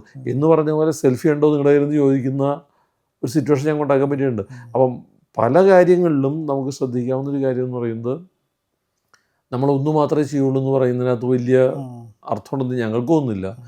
ആസ് ലോങ് എസ് നിങ്ങൾക്ക് മാർക്കറ്റ് നീഡ് അഡ്രസ്സ് ചെയ്യാൻ പറ്റുന്നുണ്ടെങ്കിൽ, ആസ് ലോങ് എസ് നിങ്ങൾക്ക് കസ്റ്റമറെ സാറ്റിസ്ഫൈ ചെയ്യാൻ പറ്റുന്നുണ്ടെങ്കിൽ, ആസ് ലോങ് എസ് നിങ്ങൾക്ക് പ്രൊഡക്റ്റിൻ്റെ ക്വാളിറ്റി കീപ്പ് ചെയ്യാൻ പറ്റുന്നുണ്ടെങ്കിൽ, there is A point you should do it. അല്ല, അസറ്റ് ഹോംസിൻ്റെ ഞാൻ കണ്ട മറ്റൊരു പ്രത്യേകത എന്ന് പറഞ്ഞു കഴിഞ്ഞാൽ, ഇപ്പോൾ ഒരു കസ്റ്റമർ നമ്മുടെ ആദ്യം വന്നു, കസ്റ്റമർ മേടിക്കുന്നു, അതിന് ശേഷം കസ്റ്റമറിന് വന്ന് താമസിച്ചതിന് ശേഷം അവർക്കുള്ളൊരു സർവീസുണ്ട്. അതേപോലെ തന്നെ എന്നാന്ന് വെച്ച് കഴിഞ്ഞാൽ, ഇപ്പം ഒരു കസ്റ്റമറിൻ്റെ അവരെപ്പോഴും ഇമ്പോർട്ടൻ്റ് ആയിട്ട് കാണുന്നൊരു സംഭവം എന്ന് പറഞ്ഞു കഴിഞ്ഞാൽ ബിൽഡർ കൂടെ ഉണ്ടാവുക എന്നുള്ളതാണ്. അപ്പം അസറ്റ് ഹോംസിൻ്റേതാണ് ഞാൻ കണ്ടിരിക്കുന്നത് എന്നാന്ന് വെച്ച് കഴിഞ്ഞാൽ, ബിൽഡറുമായിട്ടുള്ളൊരു ബന്ധം ഭയങ്കര നല്ല രീതിയിൽ, അത് അവിടെ താമസിക്കുന്ന കസ്റ്റമറോട് ചോദിച്ചു കഴിഞ്ഞാൽ അവർ വളരെ പ്രൗഡായിട്ടാണ് അസറ്റ് ഹോംസിനെ കുറിച്ച് പറയുന്നത്. അപ്പം അതുകൊണ്ട് തന്നെ എനിക്ക് തോന്നുന്നത് സാറിന് നല്ലൊരു രീതിയിൽ ഈ കസ്റ്റമറിൻ്റെ കയ്യിൽ നിന്ന് തന്നെ അവരുടെ ഫ്രണ്ട്സിനെയും ഫാമിലിയും ഒക്കെ റെക്കമെൻഡ് ചെയ്തിട്ടുള്ള സെയിൽസ് നല്ല രീതിയിൽ വരുന്നില്ലേ? നമ്മളതിനൊരു സെയിൽസ് ഫോക്കസ്ഡ് ആക്ടിവിറ്റി ആയിട്ട് മാത്രം നോക്കണ്ട. അതിൻ്റെ കാരണം എന്ന് വെച്ചാൽ, ഇന്നിപ്പോൾ കേരളത്തിൽ ആര് ഫ്ലാറ്റ് മേടിക്കുകയാണെങ്കിൽ, ധൈര്യമായിട്ട് ഞങ്ങൾക്ക് പറയുന്നത്, ആര് ഫ്ലാറ്റ് മേടിക്കുകയാണെങ്കിലും ഞങ്ങളുടെ അടുത്ത് അന്വേഷിക്കും, എൻക്വയറി കഴിഞ്ഞാൽ. അതൊരു ഗുണവും ദോഷമാണ്. ദോഷം എന്താണെന്ന് വെച്ചാൽ, ഈ ഇത്രയധികം എൻക്വയറി വരുമ്പോഴുള്ള കുഴപ്പം നമ്മൾ ഇതിൻ്റെ പുറകെ ഇങ്ങനെ ഓടിക്കൊണ്ടിരിക്കും. നമ്മുടെ ആൾക്കാരെ അപ്പോൾ ഞാനിവിടെ നമ്മൾ മീറ്റിംഗ് ഒക്കെ നടത്തുമ്പോൾ നിങ്ങളുടെ സക്സസ് റേഷ്യോ വളരെ കുറവാണെന്ന് പറയും. കാരണം എൻക്വയറി കൂടുതലാണ്. അപ്പോൾ ഈ വരുന്ന എൻക്വയറിയിൽ നിന്ന് നിങ്ങൾക്ക് 3% കൺവേർഷൻ ഉള്ളൂ, അല്ലെങ്കിൽ 4% കൺവേർഷൻ ഉള്ളൂ എന്ന് പറയുമ്പോൾ ബാക്കി 96% ആൾക്കാർ അവിടെ പോയി എന്നൊരു ചോദ്യം എപ്പോഴുണ്ടല്ലോ. പക്ഷെ അതങ്ങനെ പോകുന്നതിൻ്റെ കാരണം എന്താണെന്ന് വെച്ചാൽ, അവർ ആഗ്രഹിക്കുന്നത് അസറ്റ് ഹോംസിൻ്റെ ഫ്ലാറ്റ് മേടിക്കാനാണ്. അപ്പോൾ 25 ലക്ഷയുടെയും 30 ലക്ഷയുടെയും 40 ലക്ഷയുടെയൊക്കെ ഫ്ലാറ്റ് വേണമെന്ന് പറഞ്ഞ് വിളിക്കുന്ന ആൾക്കാരെ നമുക്ക് സാറ്റിസ്ഫൈ ചെയ്യാൻ പറ്റില്ല. അവർ മെജോറിറ്റി ആൾക്കാർ അവിടെ പോയി. പിന്നെ ചില ആൾക്കാരുടെ പ്രിഫേർഡ് ലൊക്കേഷൻ നമുക്ക് പ്രൊജക്റ്റ് ഉണ്ടാവില്ല. അപ്പോൾ എന്നിട്ട് അവർ നമ്മുടെ അന്വേഷിക്കുന്നുണ്ട്. അപ്പോൾ അതിൻ്റെ അർത്ഥം എന്താണെന്ന് വെച്ച് കഴിഞ്ഞാൽ, നമ്മളൊരു പ്രിഫേർഡ് ബ്രാൻഡാക്കി മാറ്റാനായിട്ട് അസറ്റ് ഹോംസിനെ എല്ലാ കാറ്റഗറിയിലുള്ള ആൾക്കാരുടെ അതിൽ പ്രിഫേർഡ്. ഞങ്ങൾ വാട്ടർ ഫ്രണ്ട് മാത്രമേ പണിയുള്ളൂ എന്നൊരാൾ അനൗൺസ് ചെയ്ത് കഴിഞ്ഞാൽ കേരളത്തിൽ ഫ്ലാറ്റ് മേടിക്കണം എല്ലാവരും ആരെ വിളിക്കണമെന്നില്ല. നേരത്തെ പറഞ്ഞ ചോദ്യത്തിന് ഉത്തരവാദമാണ്. അപ്പോൾ ഇവിടെയുള്ള ഗുണമെന്ന് വെച്ച് കഴിഞ്ഞാൽ, ഇവിടെ കേരളത്തിൽ ആര് എവിടെ ഫ്ലാറ്റ് മേടിക്കുമെന്ന് വെച്ചാലും they will at least give an enquiry to us. അപ്പോൾ ഞങ്ങൾക്കൊരു വലിയ ഇൻപുട്ട് ഉണ്ട് അതിനകത്ത്. പാലക്കാട് ഫ്ലാറ്റ് ഉണ്ടോ, പാലക്കാട് ഫ്ലാറ്റ് ഉണ്ടോ, പാലക്കാട് ഫ്ലാറ്റ് ഉണ്ടോ, ഒരു 10 എൻക്വയറി ചെയ്യുമ്പോൾ then we can do A project in Palakkad. ശരിയല്ലേ? അല്ലെങ്കിൽ ഒരു 35 ലക്ഷം ഫ്ലാറ്റിന് വേണ്ടിയിട്ടുള്ള കണ്ടിന്യൂസ് ആയിട്ടുള്ള എൻക്വയറി ഉണ്ടെങ്കിൽ നമ്മളുടെ സ്പെക്കിലും നമ്മളുടെ ക്വാളിറ്റിയിലും ഫിറ്റിനാവുന്ന 35 ലക്ഷം ഫ്ലാറ്റ് ഉണ്ടാക്കുക എന്നുള്ളൊരു ചലഞ്ച് നമുക്കുണ്ട്. അപ്പോൾ ശരിയല്ലേ? കാരണം ദർ ഇസ് എ മാർക്കറ്റ്. അപ്പോൾ ആ മാർക്കറ്റിനെ കുറിച്ച് മനസ്സിലാക്കാനായിട്ട് ഈ രീതിയിലുള്ളൊരു ഇമേജ് നമ്മളെ സഹായിക്കുന്നുണ്ട്. ഈ ഒരു സാറിൻ്റെ പല ഇൻ്റർവ്യൂവും ഞാൻ വളരെ ഇതായിട്ട് ശ്രദ്ധിക്കാറുണ്ട്. അപ്പോൾ അതിനകത്തിപ്പം ഈ വടക്കൻ വീരഗാഥ ഒരു സിനിമ വന്നതിന് ശേഷം നമുക്ക് ചതിയൻ ചന്തു ഹീറോ ആയി എന്ന് പറഞ്ഞ പോലെ സാറ് വരവേൽപ്പ് എന്ന് പറഞ്ഞ സിനിമയെക്കുറിച്ച് ഒരു ഇത് പറഞ്ഞു. അപ്പം ഒരിക്കലും ശരിക്കും ആരും ചിന്തിക്കാത്തൊരു കാര്യമാണ്. കാരണം നമ്മൾ ഇത് കണ്ടു, മോഹൻലാൽ ഇതായി പോലും നമുക്കൊരു വിഷമത്തോടെയാണ് നമ്മൾ കണ്ടത്. അപ്പം സാർ അതിനകത്ത് വേറൊരു ആംഗിളിലാണ് സാർ അതിനെക്കുറിച്ച്. അത് ശരിക്കും പറഞ്ഞ ഒരു സ്റ്റാർട്ടപ്പൊക്കെ ചെയ്യുന്നവർക്ക് ഭയങ്കര ഒരു മോട്ടിവേഷനായിട്ട് തോന്നി. അപ്പം സാർ എങ്ങനെ ഒരു സിനിമാ പ്രേമിയാണോ? എല്ലാ സിനിമകളും കാണുമോ? ഞാൻ സിനിമ കാണാത്ത ഒരാളാണ്. ഞാൻ അവസാനം കണ്ട സിനിമ ഇതാണ്, നമ്മുടെ പുണ്യാളൻ്റെ അഗർബത്തീസാണ്. അതിനുശേഷം സിനിമ കണ്ടിട്ടില്ല. പക്ഷെ ആ സിനിമ അതൊരു ഓണ്ടർപ്രണർ സിനിമയാണ് കേട്ടോ. ഈ ജയസൂര്യ എന്തോ ചന്ദനത്തിരി ഉണ്ടാക്കുന്ന ഒരു സിനിമയാണ്. അതിൻ്റെ സെക്കൻഡ് പാർട്ടൊക്കെ വന്നെന്ന് തോന്നുന്നത്. അല്ല സാർ, ഞാൻ ഇത് കണ്ടു കഴിഞ്ഞപ്പോഴേ അപ്പം ഞാൻ വേറെ ആരും ചിന്തിക്കാത്ത ഒരു രീതി കൂടെ സാറ് ചിന്തിച്ചിട്ട് അതൊരു മോട്ടിവേഷൻ ഇതായിട്ട് പറഞ്ഞു. അതേപോലെ തന്നെ ഞാൻ വേറൊരു ഇൻ്റർവ്യൂവിൽ കണ്ടിരിക്കുന്നത് എന്താണെന്ന് വെച്ചാൽ, സാറ് നമ്മുടെ വിജയദശമി ആശംസ കൊടുത്തപ്പോഴും എഴുതുന്നതും മായ്ക്കുന്നതുമായിട്ടുള്ള കാര്യം പറഞ്ഞു. അപ്പോൾ ഭയങ്കര പ്രൊഡക്റ്റീവായിട്ട്, അതായത് ഒരു കേട്ടിരിക്കുന്നവർക്ക് അല്ലെങ്കിൽ ഒരു സ്റ്റാർട്ടപ്പ് ചെയ്യുന്നവർക്കൊക്കെ ഭയങ്കര ഒരു മോട്ടിവേഷൻ തരുന്നതാണ്. അപ്പം സാർ എങ്ങനെയാണ് ഇങ്ങനെ ആൾക്കാരെ മോട്ടിവേഷൻ ചെയ്യാൻ ശ്രമിക്കുന്നത്? സാറ് എവിടെയെങ്കിലും സാറ് ഇപ്പം ഹാർവാർഡ് യൂണിവേഴ്സിറ്റിയിൽ നിന്നാണ് സാറ് പോസ്റ്റ് ഗ്രാജുവേഷൻ എടുത്തത്. അതേപോലെ തന്നെ സാർ IMM-ൽ നിന്ന് സാറ് പോസ്റ്റ് ഗ്രാജുവേഷൻ എടുത്തിട്ടുണ്ട്. സാർ ബേസിക്കലി സിവിൽ എഞ്ചിനീയറുമാണ്. അപ്പോൾ സാറ് ശരിക്കും പറഞ്ഞാൽ ഞങ്ങൾക്ക് തോന്നുന്നു സാറിപ്പം അസറ്റ് ഹോംസിൻ്റെ MD അല്ലായിരുന്നെങ്കിൽ സാർ നല്ലൊരു മോട്ടിവേഷൻ സ്പീക്കറായിരുന്നതെന്നാണ്. അതിനകത്ത് ഒരു സീനത് കുറച്ചൊക്കെ ശരിയായിരിക്കും നിങ്ങൾ പറഞ്ഞത്. കാരണം നമ്മൾ വ്യത്യസ്തമായിട്ടുള്ളൊരു സ്ഥലങ്ങളിൽ നമ്മൾ പഠിക്കാൻ ശ്രമിക്കുമ്പോൾ, വ്യത്യസ്തമായിട്ടുള്ള സ്ഥലങ്ങളിൽ പോയിട്ട് പഠിക്കാൻ ശ്രമിക്കുമ്പോൾ അതിൻ്റെ ഒരു കൾച്ചർ കുറച്ച് വ്യത്യാസമുണ്ട്. ഇപ്പോൾ ഹാർവാർഡിൽ ഞാൻ വളരെ കുറച്ച് സമയം പഠിച്ചിട്ടുണ്ടെങ്കിൽ പോലും അവിടെ നിന്ന് നമുക്ക് കിട്ടുന്നൊരു പ്രത്യേകതരം ഒരു ഊർജ്ജം ഉണ്ടല്ലോ, അത് ചിലപ്പോൾ പക്ഷേ മറ്റുള്ള സ്ഥലങ്ങളിൽ നമുക്ക് കിട്ടുന്നില്ല. സിമിലർലി പിന്നെ മാത്രമല്ല നമ്മൾ ഈ പഠന രീതിയിലൊക്കെ വ്യത്യാസം. നമ്മൾ ഈ കേസ് സ്റ്റഡീസ് അല്ല പഠിക്കുന്നത്. അപ്പോൾ ഈ കേസ് സ്റ്റഡീസ് ചെയ്യുക എന്ന് പറയുമ്പോൾ എനിക്ക് തോന്നുന്നു എൻ്റെ കോഴ്സിനകത്ത് 450 കേസ് സ്റ്റഡി ഉണ്ടായിരുന്നു. അത്രയും കേസ് സ്റ്റഡി എന്ന് പറയുമ്പോൾ നമ്മൾ കുറേ കാര്യങ്ങൾ നമ്മൾ മനസ്സിലാക്കുന്നുണ്ട്. ഈ മനസ്സിലാക്കുന്ന കാര്യങ്ങളൊക്കെ ചിലപ്പോൾ പക്ഷേ നമ്മുടെ കോണ്ടെക്സ്റ്റിൽ ചിലപ്പോൾ 100% കറക്റ്റ് ആവണമെന്നൊന്നുമില്ല, ഉപയോഗിക്കാനും പറ്റിയെന്നിരിക്കില്ല. പക്ഷേ നമ്മുടെ ഒരു തിങ്കിങ് പ്രോസസ്സിനെ ചിലപ്പോൾ അത് വേറൊരു ഇതിൽ പരിചയപ്പെടുത്തും. നിങ്ങൾ ഈ പറഞ്ഞ കാര്യങ്ങൾ ഒരു ലാറ്ററൽ തിങ്കിങ്ങിൻ്റെ ഭാഗത്താണ്. അതായത് നമ്മൾ വേറൊരു രീതിയിൽ ചിന്തിക്കാൻ ശ്രമിക്കുമ്പോൾ വരുന്ന ഉത്തരങ്ങളാണ് അതെല്ലാം. അതെല്ലായിടത്തും സക്സസ് ആവണമെന്നില്ല കേട്ടോ. ചില സ്ഥലത്ത് സക്സസ് ആവും, ചില സ്ഥലത്ത് ചില ആൾക്കാരെ ഇതിങ്ങനെ ആംഗിൾ ഉണ്ടെന്നുള്ള തോന്നലുണ്ട്, അത് മോട്ടിവേറ്റ് ചെയ്യപ്പെട്ടേക്കാം. അങ്ങനെ മോട്ടിവേറ്റ് ചെയ്യപ്പെടുന്നെങ്കിൽ നല്ല കാര്യം. പക്ഷേ അതൊരു നമ്മുടെ ഒരു വളരെ എന്താ പറയുക, അങ്ങനെ പർപ്പസ്ഫുള്ളായിട്ട് നമ്മൾ ചെയ്യണമല്ലോ. അങ്ങനെ ഇങ്ങനെ എന്താ മാറ്റിയൊന്ന് പറഞ്ഞു കളയാമെന്ന് ചോദിച്ച് പറഞ്ഞാൽ അത് വിജയിക്കുകയില്ല. അതിനൊരു കണക്റ്റ് ഉണ്ടാവണം. അപ്പോൾ ആ കണക്റ്റ് കണ്ടെത്താൻ പറ്റുന്നുണ്ടെങ്കിൽ അത് ആൾക്കാരെ സ്വാധീനിക്കാൻ പറ്റുന്നത് നല്ല കാര്യം തന്നെയാണ്. സാർ പിന്നെ വേറൊരു ഇത് പറഞ്ഞു സാറ് കാനഡയിൽ ആണെന്ന് തോന്നുന്നു. സാറ് മറ്റേ കൊളംബിയ പസഫിക്കിൻ്റെ അവിടെ ചെന്ന് കണ്ടപ്പോഴത്തേനും സാറ് പറഞ്ഞു പ്രായമായാൽ കൊള്ളാമായിരുന്നെന്ന് തോന്നിയെന്ന്. അപ്പം അതിനോട് തന്നെ ഒരു ഇതായിട്ടുള്ളൊരു ക്വസ്റ്റ്യൻ ചോദിക്കുവാണ്, how gold are you? How old are you? How gold are you? അസറ്റിൻ്റെ ഇപ്പം എല്ലാവരും ഹൗ ഗോൾഡ് ആർ യു? ഇപ്പം ആരെ ചോദിച്ചാൽ ഇപ്പം ആൾക്കാർ മാറിപ്പോയി, ഹൗ ഗോൾഡ് ആർ യു എന്നാണ് ചോദിക്കുന്നത്. ഗോൾഡ് മാറി. എനിക്കിപ്പോൾ 55 വയസ്സായി. 55 വയസ്സായില്ലേ? 55 വയസ്സായി. അപ്പം ഞാനും സാറിനെ കുറേ വർഷങ്ങളായിട്ട് കാണുന്നുണ്ട്. അപ്പോൾ സാറ് 55 വയസ്സായെന്ന് പറഞ്ഞപ്പോഴാണ് 55 വയസ്സ് തോന്നിക്കുന്നത്. അപ്പം നേരത്തെ കണ്ടപ്പോഴും സാറ് ഇങ്ങനെ തന്നെയാണ്, സാറിൻ്റെ ബോഡിയൊക്കെ ഇങ്ങനെ തന്നെയാണ് സാർ ഇരിക്കുന്നത്. അപ്പോൾ സാറ് ഫിറ്റ്നസ് ആയിട്ട് എന്തെങ്കിലും സാറ് സമയം കണ്ടെത്താറുണ്ടോ, അതോ സാറ് ഭക്ഷണത്തിൽ കൂടിയാണോ കൺട്രോൾ ചെയ്യുന്നത്? എങ്ങനെയാണ് സാറ് ഇങ്ങനെ ഇതിൽ ഇപ്പോഴും നല്ല ഊർജ്ജസ്വലനായിട്ടിരിക്കുന്നത്? അങ്ങനെ ഞാൻ ബേസിക്കലി ഒരു സിസ്റ്റത്തിൽ വിശ്വസിക്കുന്നതാണ്. ഒരു കുറച്ചൊരു സിസ്റ്റമാറ്റിക്കായിട്ട് കാര്യങ്ങൾ ചെയ്യാൻ ശ്രമിക്കുന്ന ഒരാളാണ് ഞാൻ. അതുകൊണ്ട് പലപ്പോഴും എനിക്കൊരു ഈ ടൈം ഭയങ്കര പ്രശ്നമാണ് എനിക്ക്. അപ്പോൾ നമുക്ക് ആ സമയത്ത് കാര്യങ്ങൾ ചെയ്തു പോകുക എന്നുള്ളൊരു സ്വഭാവം എങ്ങനെയോ എൻ്റെ കൂട്ടത്തിൽ കൂടിയിട്ടുണ്ട്. അപ്പോൾ അതിനുള്ള കുഴപ്പമെന്ന് വെച്ചാൽ എനിക്ക് രാവിലെ എണീക്കേണ്ടി വരും. അപ്പോൾ അതൊരു സമയം അനുസരിച്ച് തന്നെ ഒരു ചിട്ടയായിട്ട് കാര്യങ്ങൾ ചെയ്തു പോകുക എന്നുള്ളൊരു തോന്നൽ ലൈഫിൻ്റെ ഭാഗമായിട്ടുള്ള ഒരു അടുക്കും ചിട്ട ഞാൻ കീപ്പ് ചെയ്യാൻ ശ്രമിക്കാറുണ്ട്.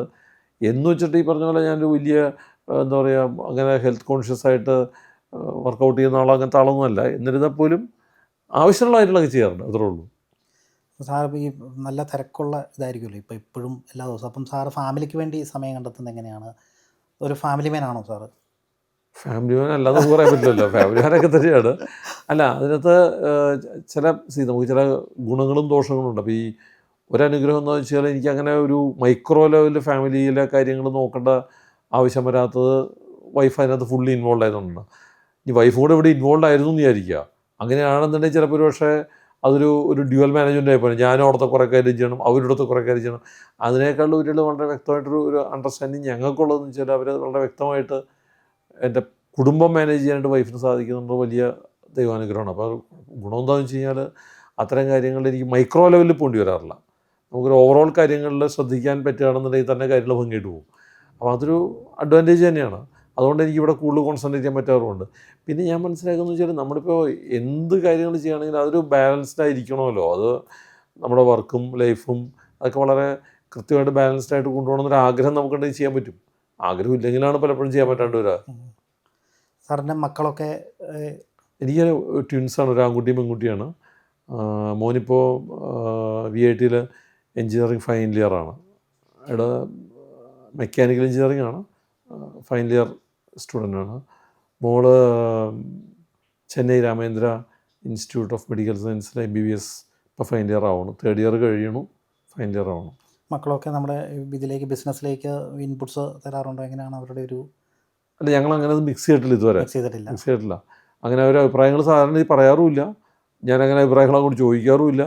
പക്ഷേ എന്നിരുന്നാൽ പോലും ചില സ്ഥലങ്ങളിലൊക്കെ ചില ക്രിട്ടിക്കലായിട്ടുള്ള കാര്യങ്ങളിലൊക്കെ ചിലപ്പോൾ കമൻറ്റൊക്കെ വരാറുണ്ട്. അസറ്റ് ഹോംസിൻ്റെ ഇപ്പം 123 പ്രൊജക്റ്റാണ് ഇപ്പം റണ്ണിങ്ങും ഹാൻഡ് ഓവർ ചെയ്തതും റണ്ണിങ്ങും എല്ലാം കൂടെ 121 പറഞ്ഞിട്ടാണ്. അസറ്റിൻ്റെ ഇനിയിപ്പോൾ എന്തായിരിക്കും ഒരു ഫ്യൂച്ചർ പ്ലാൻ? അതായത് ഇപ്പം ഞാൻ കഴിഞ്ഞ ദിവസം സാറിൻ്റെ ഒരു പ്രോഗ്രാമിൽ ഞാൻ കേട്ടിരുന്നു, സാറിന് നമുക്ക് ടൗൺഷിപ്പുകൾ വരുന്നുണ്ടെന്ന് പറഞ്ഞു. അപ്പം എവിടെയൊക്കെ ആയിരിക്കും നമ്മുടെ ഈ ഒരു ടൗൺഷിപ്പ് വരുന്നത്? ഈ ടൗൺഷിപ്പിൻ്റെ ബാക്കിയുള്ള ഇൻഡിവിജ്വൽ ബിൽഡിങ്സുമായിട്ടുള്ള ടൗൺഷിപ്പിൻ്റെ ഒരു പ്രത്യേകത എന്തായിരിക്കും, ഡിഫറൻസ് എന്തായിരിക്കും അതിൽ? അല്ല, ഞങ്ങൾ മനസ്സിലാക്കുന്നത് കേരളത്തിലെ റിയൽ എസ്റ്റേറ്റ് മാർക്കറ്റിൽ വലിയ മാറ്റം വരുമെന്ന് വെച്ചാൽ ഇപ്പോൾ ഉള്ള ട്രെൻഡൊക്കെ മാറും. ഇപ്പോൾ ഉള്ള ലൊക്കേഷൻസൊന്നും ആവില്ല ചിലപ്പോൾ ഒരു പക്ഷേ അടുത്തൊരു മേ ബി നെക്സ്റ്റ് 2030 മുതൽ 2050 വരെയുള്ള ഏറ്റവും നല്ല ഡെസ്റ്റിനേഷൻസ് ഏതായിരിക്കും എന്ന് ചോദിച്ചാൽ ഇന്നിപ്പോൾ എറണാകുളത്തിലോട് ചോദിക്കണം ഏതാണ് ഏറ്റവും നല്ല ഡെസ്റ്റിനേഷൻ ചില പറയും പനമ്പിളിയാറാണെന്നോ തേവരയാണെന്നോ മറൈൻ ഡ്രൈവ് ആണെന്നൊക്കെ പറയുന്നതൊക്കെ മാറിപ്പോവും. അത് മാറിപ്പോകാനുള്ള ഏറ്റവും വലിയ കാരണം എന്ന് വെച്ചാൽ നമ്മുടെ ഈ ഡെവലപ്മെൻറ്റ് വന്നിരിക്കുന്ന എല്ലാ സ്റ്റേറ്റുകളും എടുത്ത് നോക്കിക്കഴിഞ്ഞാലും എല്ലായിടത്തും സംഭവിച്ചിരിക്കുന്നത് ഇത്തരം റോഡുകൾ ഇപ്പോൾ നമുക്ക് കാസർഗോഡ് തിരുവനന്തപുരം റോഡ് പണി നടന്നുകൊണ്ടിരിക്കുകയാണ്. ഇപ്പം നമ്മുടെ നിതിൻ ഗഡ്കരി മുഹമ്മദ് റിയാസാറൊക്കെ പറഞ്ഞത് ഫെബ്രുവരിയിൽ ഇനോഗ്രേറ്റ് ചെയ്യുന്ന പറഞ്ഞിരിക്കുന്നത്, മനസ്സിലായില്ലേ? ഈ ഫെബ്രുവരിയിൽ. അപ്പോൾ നമ്മളൊരു 6 മാസം അകലത്തിലാണ് നിൽക്കണേ, അല്ലെങ്കിൽ 5 മാസം അകലത്തിലാണ് ആ റോഡ് കംപ്ലീഷനിലേക്ക് നിൽക്കുന്നത്. ഇനിയിപ്പോൾ അന്ന് തീർന്നില്ലെങ്കിൽ തന്നെയും അതൊരു നടക്കാത്ത സ്വപ്നമല്ല, നടന്നുകൊണ്ടിരിക്കുകയാണ്. ഇത്തരം റോഡുകളൊക്കെ റിയൽ എസ്റ്റേറ്റിനെയൊക്കെ വല്ലാണ്ട് മാറ്റിമറിച്ച് കളയും. നമ്മൾ ഇന്ന് കാണുന്ന നല്ല ലൊക്കേഷൻസൊന്നും നാളെ നല്ല ലൊക്കേഷൻ ആവുന്ന യാതൊരു ഗ്യാരണ്ടിയില്ല, ഒരു ഗ്യാരണ്ടിയില്ല കരുതുന്നത്. കാരണം എന്താ വെച്ചാൽ നമ്മൾ ഈ കണ്ടുകൊണ്ടിരിക്കുന്ന റോഡില്ലേ, ആ റോഡിലേക്ക് എത്തിപ്പെടാനാണ് ഈ ആൾക്കാരെല്ലാം ജീവിക്കാൻ പോകുന്നത്. അല്ലാതെ നമ്മൾ ഈ ഇടവഴി കൂടെ വണ്ടി ഓടിക്കാനോ അല്ലെങ്കിൽ കാര്യങ്ങൾ നടത്താനല്ലോ പോകുന്നത്. ഇനി ആൾക്കാരെല്ലാം ചെയ്യാൻ പോകുന്നത് ഏതെങ്കിലും ഒരു റോഡിലൂടെ ഈ ഹൈവേയിലേക്ക് എത്തിപ്പെടുക, ഒരു എൻട്രി പോയിൻറ്റ്, ഏതെങ്കിലും ഒരു എക്സിറ്റ് റൂട്ടിലൂടെ പുറത്തേക്ക് ഇറങ്ങുക ആണല്ലോ. ഇത് രണ്ടും ഉണ്ടാകാൻ പോകുന്നത്. അപ്പോൾ ഈ എക്സിറ്റ് റൂട്ടുകൾ വളരെ പ്രധാനമാണ്.